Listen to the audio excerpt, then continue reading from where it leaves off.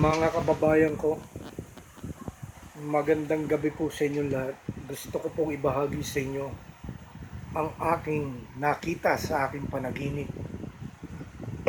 At ito ay ang ikatatanggal ni Bongbong Marcos sa kanyang upuan bilang Pangulo ng bansang ito. And it will be the end of the political career of the entire Marcos dahil sa pagpasok ng impeachment trial na gaganapin sa Senado laban sa ating mahal na BP Inday Sara.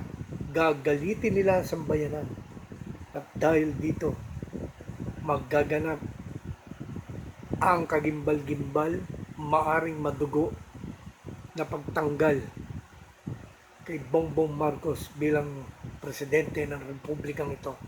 Ito ay magaganap at mangyayari.